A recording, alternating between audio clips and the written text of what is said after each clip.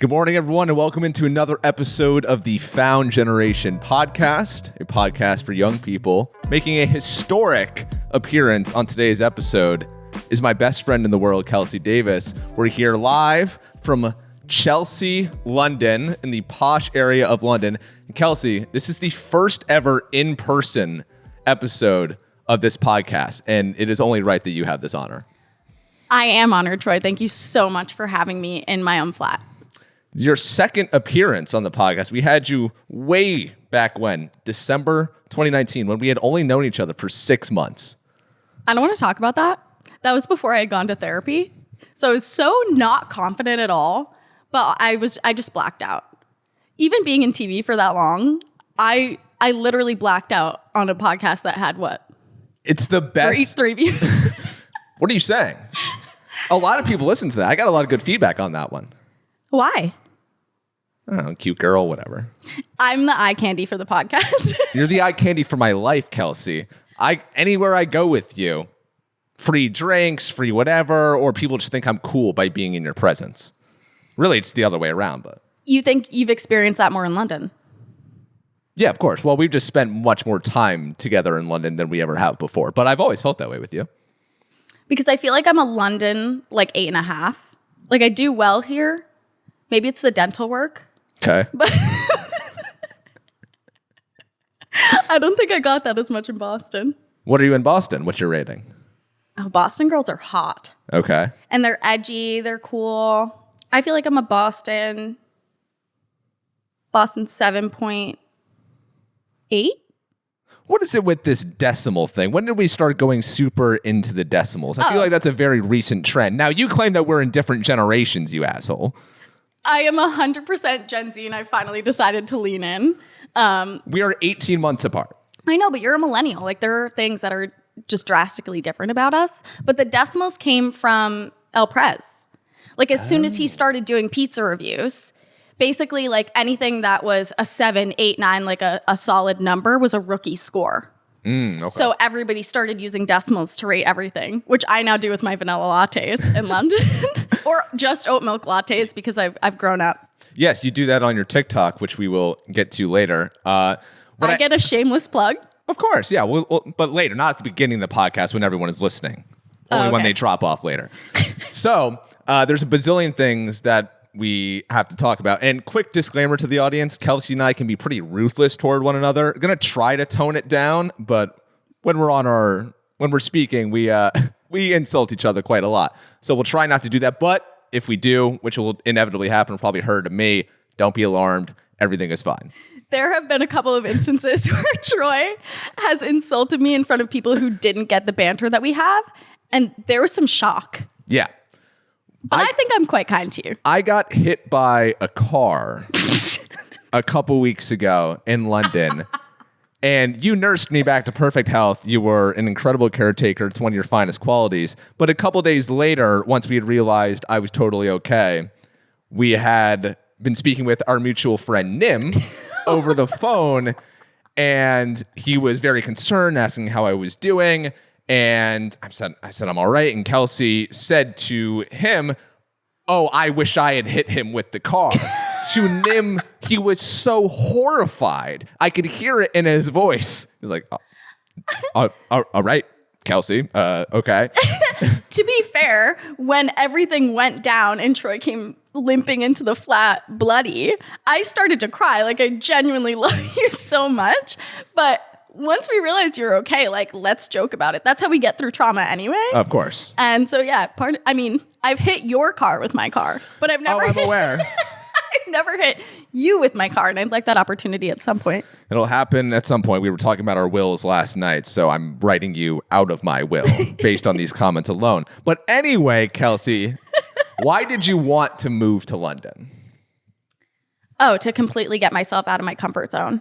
I always talked a big game about moving to Europe or just moving out of the country in general. And I love Boston so much, but I've spent most of my life there. I've studied a couple of places and I did a semester in New York, whatever, but I had never truly gotten out of my comfort zone for this period of time. And I felt like there was no better time to do it. Our lives just aligned, and we booked flights pretty quickly once we were serious about it. I wanted to explore my own creativity. I wanted to run away from my problems, obviously. Why did you move to London? Hold on. No, you're the guest on my podcast. No. I get to ask you questions. What problems do you have? Well, I got out of a 5-year relationship. That one was brutal. Yeah, it was brutal. And I was sad. So I was like, I got to dip out of here. I can't look at America anymore because he lives in it, you know? Okay. All right. What other problems did I have? I think being newly single is just a problem in and of itself because I was getting so much attention that I didn't know what to do with it. And unfortunately, it followed me here. You poor thing. No, but like I think there is something about being alone and being single in your 20s that's really important. And I just, I had people asking me on dates and wanting something serious, and it was stressing me out. So I ran away from my problems, came here, and recreated them. Yeah, now you have new problems, just in a different geographic area. I know, and I have a hard time letting people down, and so I'm trying to enjoy being big-time people pleaser. You. Thanks. Yeah. Yeah, I know. I'm not saying that's a bad thing. I'm just saying like that's what you are. That's not a good or bad thing inherently.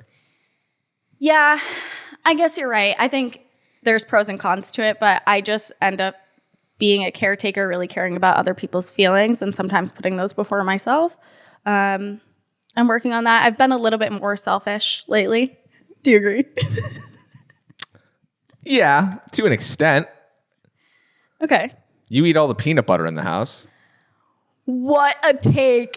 That's the craziest thing you've ever said to me because we have 2 jars of peanut butter over there and they will last until tomorrow thanks to Troy.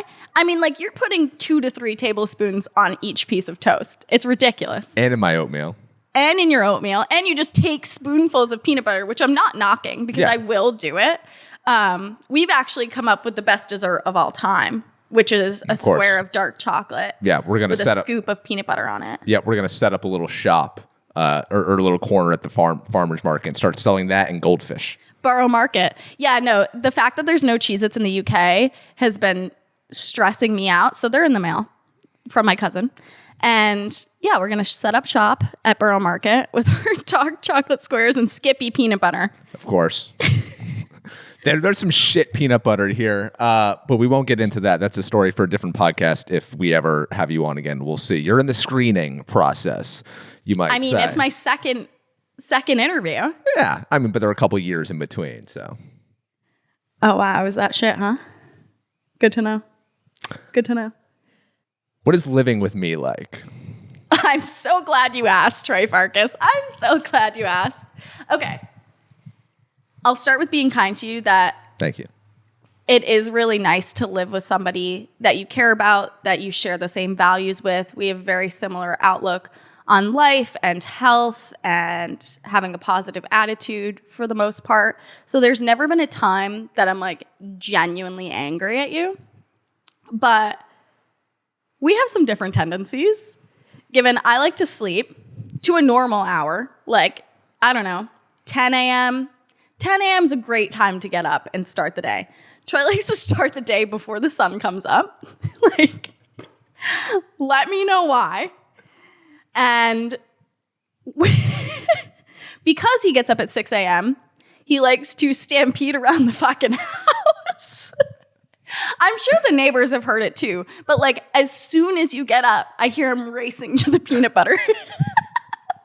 It's not my fault. Okay? It is the creaky floors. We're in an old historic building. I'm walking quietly. No, that's the thing. You're not graceful at all. Like, let's just be very honest. Like, you were stampeding and walking with heavy, heavy feet. You calling me fat? Yes. No, we don't fat shame on this podcast. We don't body shame at all, right? Not when you're here, no. Oh, okay. Otherwise, I think you're a mess. Like, I was watching Troy make oatmeal the other day, and he opened the top of the box, but there's also an opening on the side of the box where it says to open it and you would pour through that small hole, but he's pouring out of the top of the box. So there's also oats coming out the side of the box. And then he looks down at the cup. It's full of oats, but there's also a mound of oats next to the cup. And I'm like, what the fuck? And I have to clean it up. Like, I bring out Henry, our beautiful vacuum. Of course. Whom I love. He's a little happy face. And I'm using Henry. I'm Henrying like 4 times a week because there's coffee grounds and oats everywhere. Okay.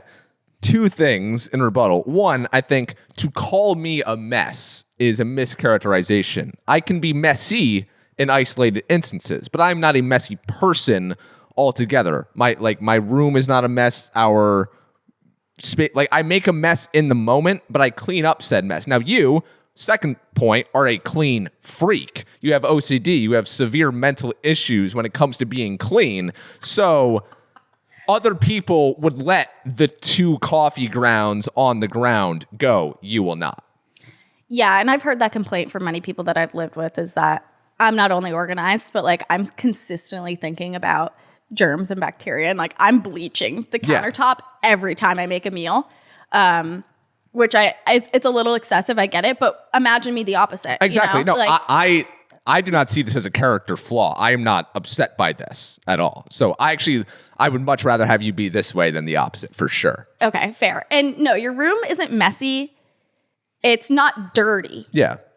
There's things. Yeah, there's a couple things placed throughout the room that I'm just like, that has a place, But that's my mind. And I think it's gotten worse since COVID.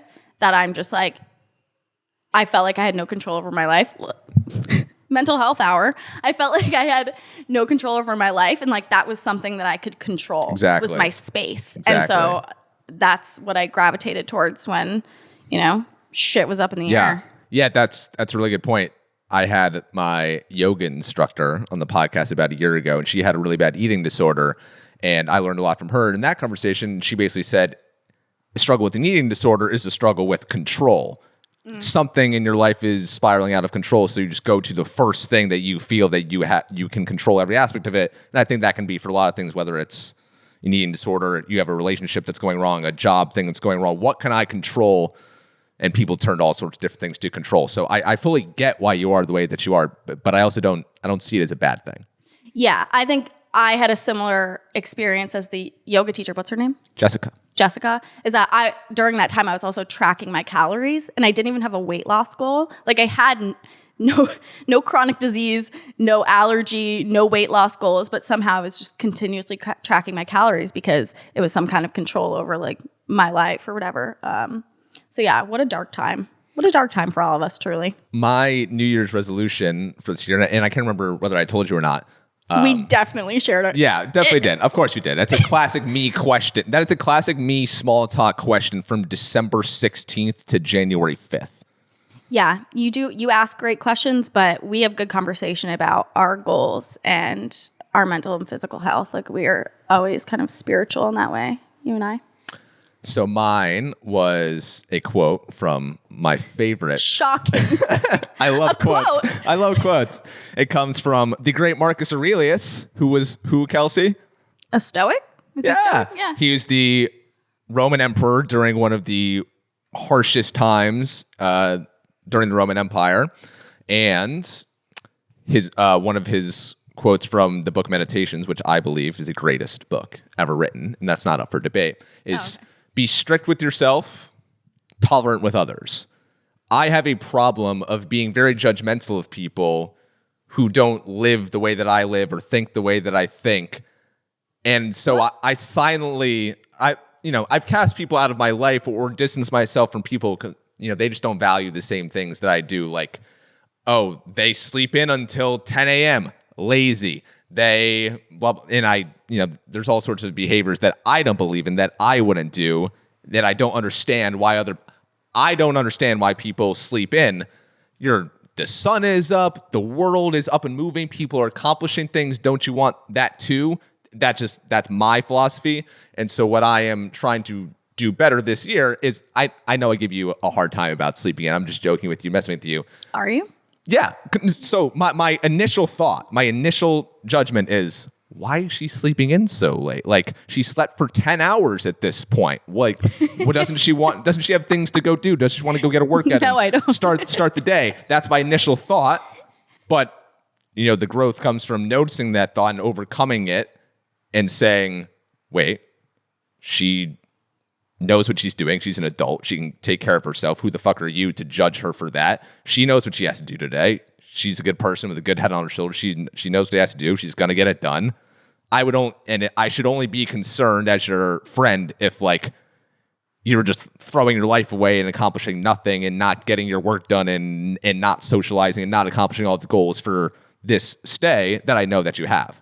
It wasn't a depression nap. I just really value my sleep. But I can see where you're coming from. And I actually think you may be a little too strict with yourself. But maybe that's next year's resolution, because right now we're focusing on other people. Yeah. Yeah, I'm not a lazy person. No, not at all. You don't think so? No. You're just a child. You like sleeping and you like food. And that's your key to happiness. Who doesn't? Me. I hate sleep. If sleep weren't a thing, if it weren't a necessary human function, I wouldn't do it. Wasn't it Sanena who was on the podcast that you were talking about how important quality of sleep is? Sleep is probably number of hours of sleep and quality of that sleep is probably the most important thing that you can do for your life. And I know that. And this is the unhealthy patterns in my mind is I know all of the things I need to do to be a physically, mentally healthy person, but there's just some block in there that just won't allow me to do it. And I don't know where this comes. I've got a couple of ideas of where it comes from in my past, but like in my mind, sleeping for 8 hours, which is a universally recognized, scientifically backed, healthy thing for your physical, mental well-being, which would probably take me to a new level in my career and my capacity to think and create. There's just something in me that says that's laziness. You can't do that. You got to go accomplish shit.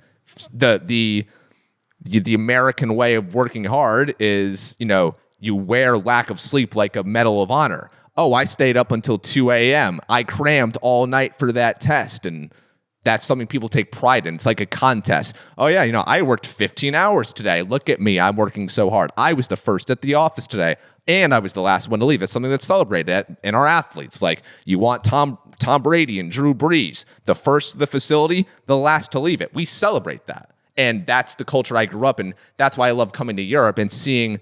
Now, London's maybe not the best place for this because it's probably most like where we come from in America in terms of the European cities. But that's why I like going to Paris. Or, I haven't been to Barcelona, but I imagine it's the same way, considering they dedicate periods in the middle of the day to rest. That is something why I really like coming here as a motivation for me coming here, just to see how there's a different way of life. It's good to get out of your own bubble and to see how other people approach things. It can help you with your mental block. What's that? Cognitive behavioral therapy. And the sponsor, BetterHelp. Okay, we have to bring up the inside joke to that. We have so many. Okay, so I forget what I was upset about. I think I was upset about I was upset about a work thing in December. I don't get upset about work things. Oh, I do. I was upset about a work thing. And I was like, I need to talk to Kelsey. She needs to talk to me. Because I like saying things out loud to you. I'm in my own head all the time. It's really good to say things out loud to other people and to get that reassurance. And I said, I have this problem. And I was like, I need some support. Something like that. And you just sent me a link to BetterHelp. You asshole. Anyways, get 15% off your first session with the code MASSHOLE. Did you sign up? No. I've used BetterHelp in the past. I didn't like it. And I had a therapist in Portsmouth. I really liked her. Shout out to Gwen, but it wasn't really CBT. I get great value out of talking to someone and, again, saying things out loud, but I didn't find it to be super helpful. You just dump all your trauma on me. I don't have that much trauma. No, you don't. Yeah. I do. Like what? Fuck off, Troy. Well, they say when you're starting cognitive behavioral therapy that you're supposed to be like dating these therapists. So when I found Marcy, who is now my ex, as in like shopping around to find. Yeah, essentially. Okay. So what my doctor told me to do was book 5 because it's exhausting even to go search for a therapist. So if you do it all in one shot, you're just like, here's 5 places, 5 therapists. I set them all up like within 1 week. And then I just narrowed down based on how I felt about them and how they felt about me and whether there was a good connection or not. And I found the greatest therapist of all time, wherever she may be. She's back in Connecticut where your other problems are. Yeah. Don't go to Connecticut. I love Connecticut, Kelsey. Connecticut is the best place I've ever lived. It's where I met you. Oh, we live in London right now, brother. I stand by it. Plantsville, Connecticut. If someone out there in Plantsville is watching this, I love you. I've never lived in a place I hated more than Connecticut. Meeting you and meeting Emily, probably my best experiences, and the pizza, because it's the pizza capital of the world. But otherwise, I could never go back except to drive through to get to New York or Boston. Not for me. What are the biggest differences between Boston and London for you? Boston and London, I can immediately think of similarities, to be honest. Obviously, London is extremely old. Like, Boston has a lot of history to it. London has, what, like 1,000 It's funny because Boston is probably the most historic American city. Right. And then its history doesn't hold a candle to London's. Yes. So that's huge. The architecture, the museums, everything like that is just so much older here. And they're equally as beautiful. I love that Boston's on the water. London's on the water. I had a dream last night that I jumped out of an airplane into the Thames. But anyway. We'll unpack that one later. Yeah, I need to tell you about that dream. But one thing about Boston or just American cities in general is that the social scene is so much better, I think, than in London. And it's not that there aren't places to go out in London and to enjoy yourself. Obviously, it's a huge drinking culture. But I just find that people are generally less kind. They're less apt to go up to strangers. I think if you're going out, like I'm going out in a girl group tonight, I think it'll be a rarity that another girl comes up to me that's not in my group. And like, I've gone up to girls at pubs or bars or clubs, and they don't seem too keen on talking to me, especially when I think they hear my American accent. They have misconceptions. Yeah, stereotypes. Yeah, about how we are as a society and socially and whatever. So that's one thing I really miss about Boston. You think that the people are assholes, and we are. We're fucking assholes, but we're kind, and we do like a good time and to meet new people. And so I think in your experience, maybe it's a little different because I think you had friends from here. But since I've been here, I have not gone out with anybody who's British. I've been out with the Russians, the Swedes, the Italians, the Canadians. And that's the beauty of London. It is like a hub for traveling, I think. So you do meet people from all walks of life, from all over the world with different experiences. People are incredibly intelligent. But that's another similarity with Boston too, is that you have all of the colleges and universities you can imagine, and some of the top colleges and universities. And so you are also struck with people who are intelligent. It's interesting that you, on that first point, I feel like, and I experienced this in Paris when I was there a week ago, and London, I feel like you ask someone who goes to London or to Paris, you ask an American that, oh, the people there are so kind, they're so nice. That's what people say, because I think they want to speak that into existence. When they tell other people about their experience going to Europe, which is, like a glorified thing in American society, I suppose, they want to project that, oh, it's better than America. They want to project some type of image like, oh, I'm better than you because I went there, and we have this idea that that life is better over here. So we say people are kind, but I don't think that's the case. I think me and you are kinder people than the British people who live here, and definitely the French. I didn't think they were kind at all. That's the thing with the French, is that I think when they see you're trying, like, I mean, you said hello instead of bonjour. Like, you're not even giving it a chance. What, you want me to sound like a loser? Oh, bonjour. That was beautiful, Troy. Was it? I don't think so. That was gorgeous. Yeah, I mean, the accent, like, it's tough because you do have to say it in an accent. I don't think that people are necessarily kinder in one place or another. I think it's that they're just, like, less open-minded. And, like, this is the problem with the perception of Americans It's like, I believe it's only 20% of us have our passports. And so if we're here, there's a reason that why we're here. And that's to explore, that's to broaden our horizons, that's to travel, that's to understand new cultures or whatever. And like when we were, what market did we go to 2 Saturdays ago? What was it? It started with a P. It's a long word with a P. Portobello Market. Portobello, yeah. We're at Portobello Market. I'm flipping through old fashion ads and I'm loving it because I love the history of fashion. Very exciting for me. And I look over and there's this girl also looking through them and she looked about my age. I don't know where you were, wandering somewhere. What else is new? And I went to go say something to her because I saw that we had a common interest. And she immediately turned to her friend before I even opened my mouth. And she was like, something about Americans being annoying and dumb. And I really feel like that perception comes from like television, or the one time they went to America was like Florida, right. Which like fair. Yeah. Fair. If that's your experience with America, got it. You're not wrong. That's your perception. That's all you've seen of it. Like we come from educated backgrounds. We're really curious about Europe. We know that American politics is corrupt and draining and a laughing stock to the rest of the world. And like, that's why we're here. And so I think that if people were a little bit more open-minded, to just foreigners and tourists in general, we'd have a better experience. But, you know, our country speaks for us in a lot of ways. But I feel like our generation is educated. We're going to travel more, make hopefully America a better place to travel.